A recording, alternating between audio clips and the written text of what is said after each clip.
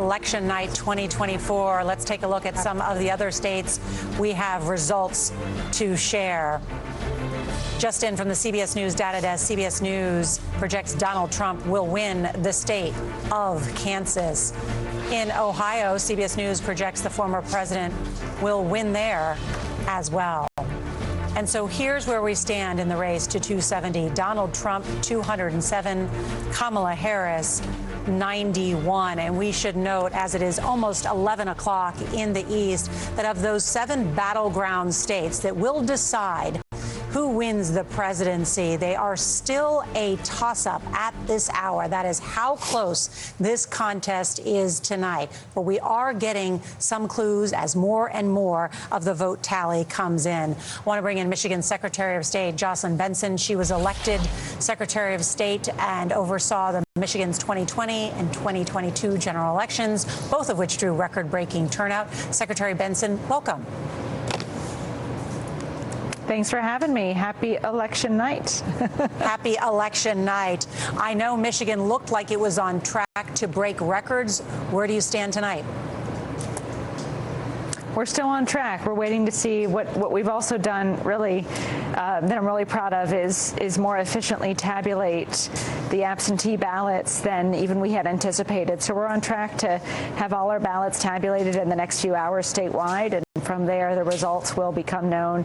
I will caution we have 6,000 outstanding ballots for military and overseas voters. Those may come in the days ahead, but beyond that, the rest of our millions of ballots have been securely tabulated, and we're on the way to being reported. And I'm really grateful to all the election workers who worked so efficiently through this process to count every valid vote. With the two of them? And Secretary, I know you said earlier tonight that you expect the vote to be tallied by midnight. Is that still true?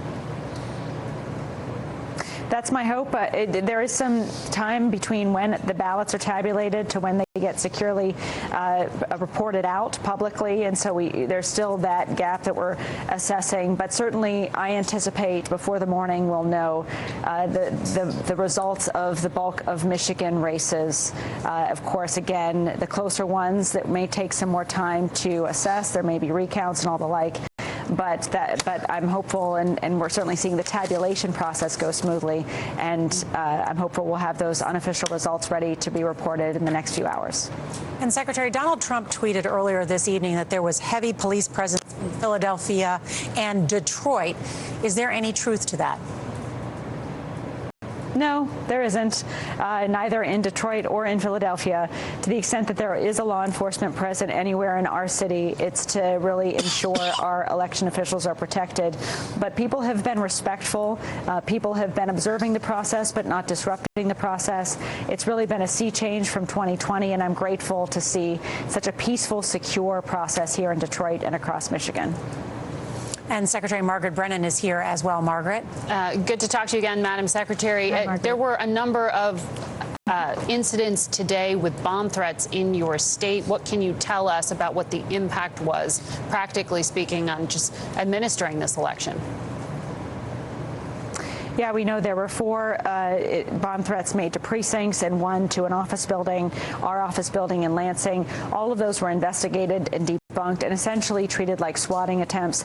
No one was really significantly disrupted. No voter was stopped from voting, and things continued apace and continued smoothly, in part due to the fact that our partnerships with law enforcement enabled a quick investigation, a quick response, and we quickly were able to source it to Russian interference. Secretary of State Jocelyn Benson, thank you so much for your time tonight. Good luck with the count. Thanks, and thanks for having me.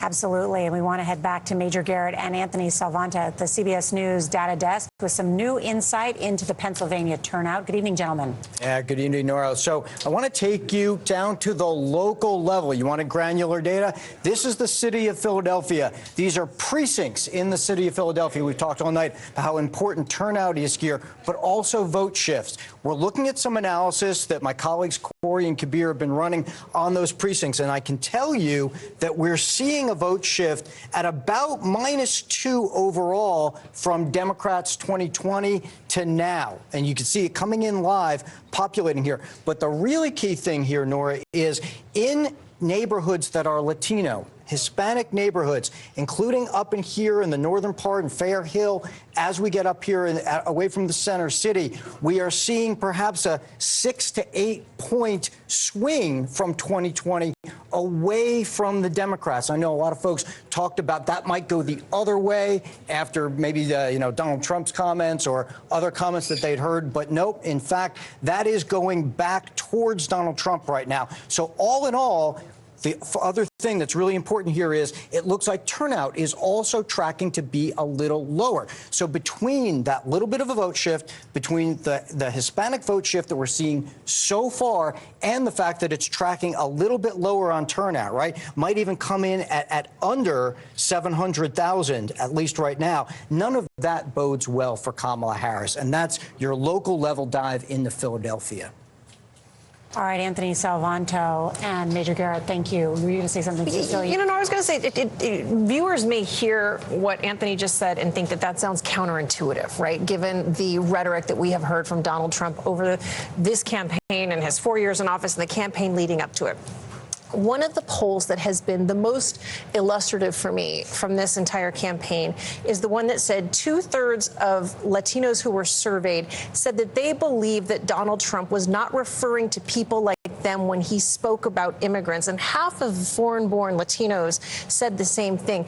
Broadly speaking, Latinos are still overwhelmingly Democrat, but Donald Trump has very successfully started to get into this population. Many Latinos seem to be finding a sense of belonging in Trump's otherism because he is talking to them the same way he talks to white voters. They hear him on the economy. That's their message from him. All right, when we return, poll closings in 4 western states, including California and its 54 electoral votes. CBS News America Decides Election 2024. We'll be right back.